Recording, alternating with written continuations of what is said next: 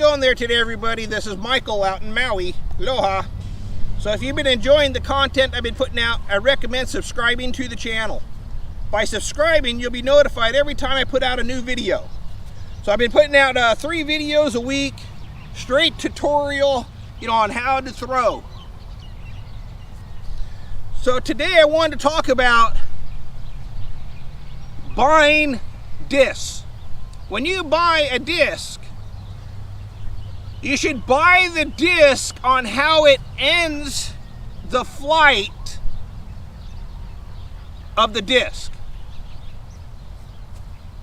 So when you're, buying your disc and you pick out a disc and you throw it, they all throw flat. Every disc you throw it out flat, and then depending on the finish is how the disc finishes.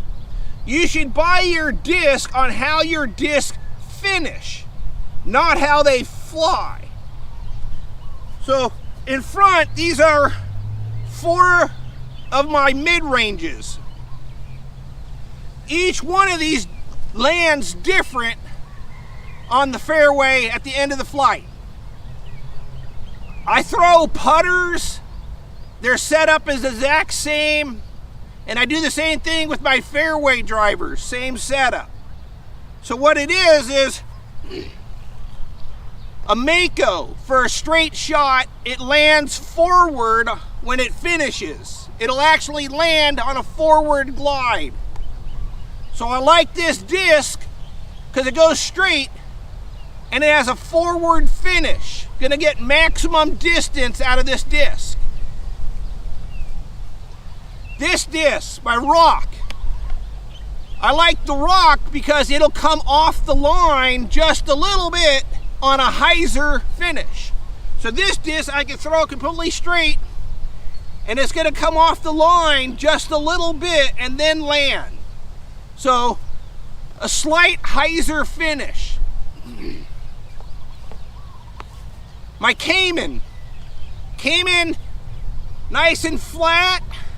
And then when it comes in for its finish, it's gonna hyzer harder than my rock. So I could, slide this disc to the left more than I can slide my rock. So this one straight flight, hyzer's left harder. The next one is my gator. So the gator finishes on a hard 90. The gator will fly straight and then finish hard 90. So out of those discs, it's the flight, the way the disc ends its flight pattern is how I decide what disc to throw. If I'm throwing a shot like, let's say out of bounds is only 15 feet behind the basket, I don't want to throw my Mako because it lands with a forward slide. Got to throw it slower so it hits the ground and tries to slide up.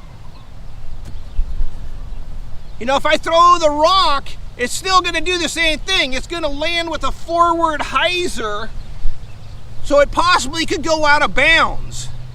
And it would be the same thing. You got to throw it short and try to slide it up. But if I throw my gator, I can push it up to the basket because it's going to land on a hard left hyzer. It's not going to push out of bounds because it hooks hard left.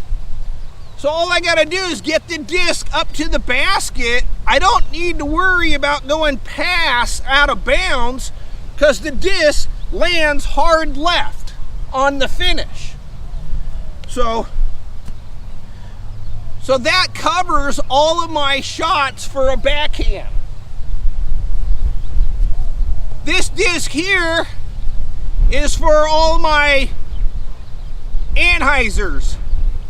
So this disc is a beat-in DX rock, and this kind of starts, it'll start off flat, but it's going to roll over and come back to the right. So that disc starts my right hand side. So you can see I have the whole entire fairway covered with these discs, but it's all because of how they finish their flight patterns is how I use them. So when you're buying a disc, you want to pay attention to how the disc finishes on the throw. So like I said, like the Gator is a great utility disc because it lands hard left. You know, lets you kind of push up and then breaks hard left. You won't go deep out of bounds. And like I say, you know, so when you're purchasing your disc, you know, pay attention on how the disc finishes its flight pattern. Because depending on how it finishes its flight pattern might help you get around the course better.